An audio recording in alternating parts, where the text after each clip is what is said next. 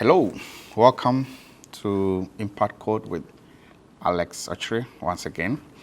So for this episode and the next few episodes to come, I'm going to deal with a very important topic, managing personal finances, essentially personal financial management. Some few tips for reducing your expenses. Review your subscriptions. So in this day and age, we subscribe to a lot of things, mobile data to Netflix, Showmax, everything. So review them regularly and be sure that subscriptions that are still running are relevant for you, right? Do what we call smart shopping.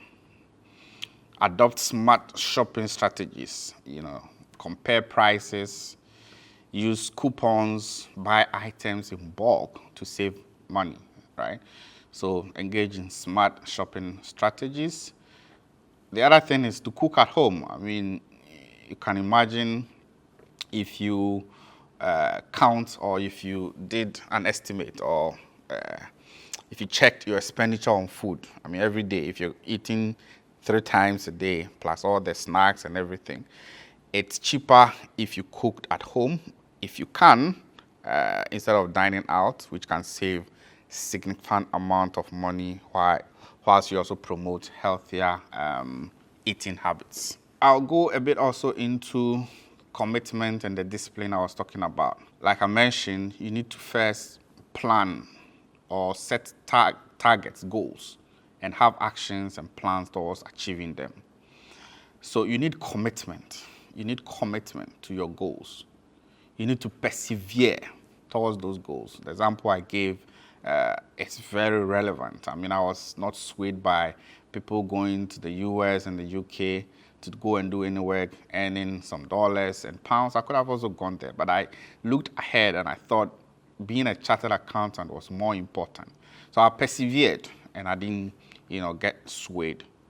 And then you need to also revisit your goals regularly. I mean, set the goals, go back, let it be a blueprint. You always go back to look at them and confirm whether they are still relevant and achievable. So the other aspect of financial management, and this is more relevant to the financial position discussion. Like I mentioned, your financial position, it's the results of the excess of your assets over your liabilities, which is your net worth, right? So your assets, your liabilities, and your net worth. That's your financial position, and that determines your financial health.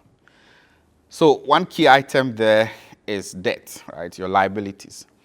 So debt in the traditional mindset and understanding, debt is not good, right? It's not good to owe. That's what we think. But it's not necessarily, debt is not necessarily bad. It depends on what you use debt for, right? In accounting and in finance, we call it gearing. Gearing. So if you understand a bit of auto mechanics and how cars work, they use the gear system, right? So gear 1, gear 2, gear 3, whatever. The higher you go, the more power and speed you have that you can run, right? So you need to look at debt in that sense, right? It's gearing. It's something that is helping you to achieve a certain objective. So if you don't use it right, and if you don't use it towards your objectives, then it's bad. But as long as you're taking a loan, for instance, to invest in something that brings returns, that pays for itself, it's not bad, right?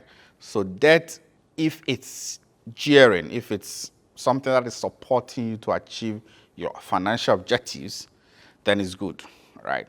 So there is debt versus equity. So in businesses, we look at debt and equity combination. Equity is your own resources that you've brought into the venture to achieve your objectives or to create wealth and to bring the financial outcomes that you're looking for.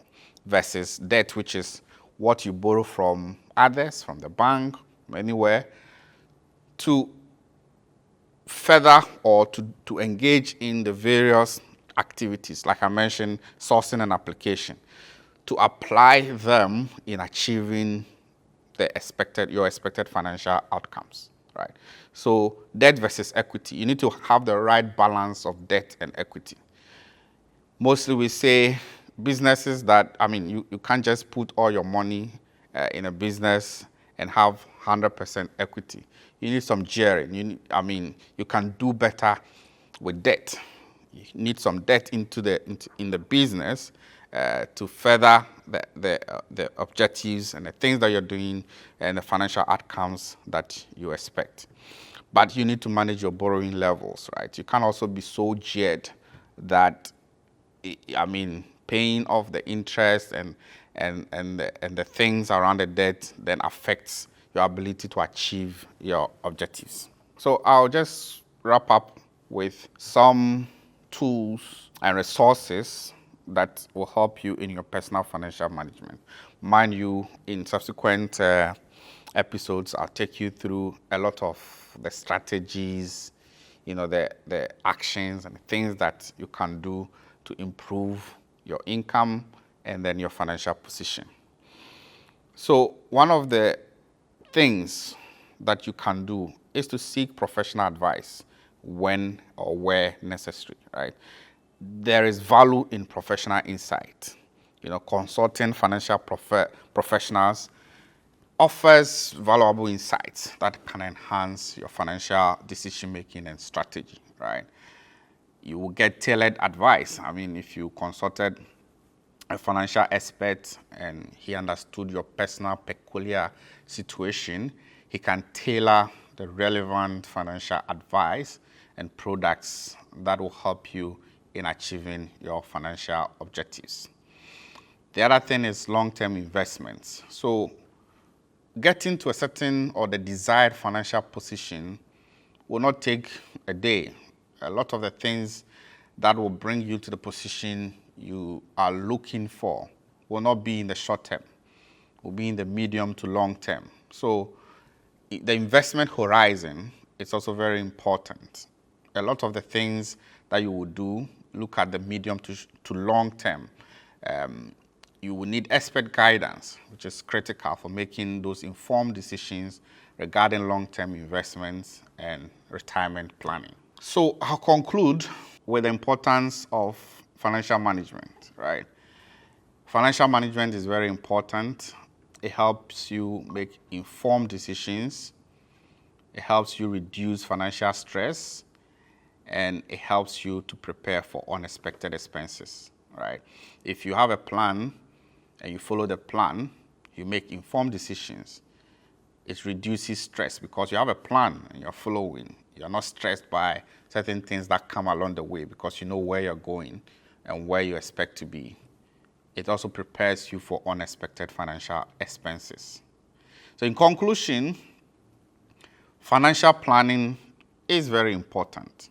Effective financial planning is crucial, critical for managing your personal finances and ensuring that expenses do not exceed income. Saving is very important. Planning such that you have surplus, which is more income, over expenditure is important. And along with that, implementing smart savings strategies will help you build emergency funds. Emergency funds is one of the things I'll treat. And then also how to achieve those financial goals in later episodes. Financial discipline. Maintaining financial discipline is essential for long-term financial success, right? I've mentioned that and I've given you examples. You need to stick to the plan and be disciplined, follow it. And then also you need to utilize tools and resources that will help you to achieve your financial goals. You need to leverage various financial tools and resources, including, help from personal financial management professionals and experts to achieve the objectives that you have set for yourself. So thank you for listening and see you in next episodes.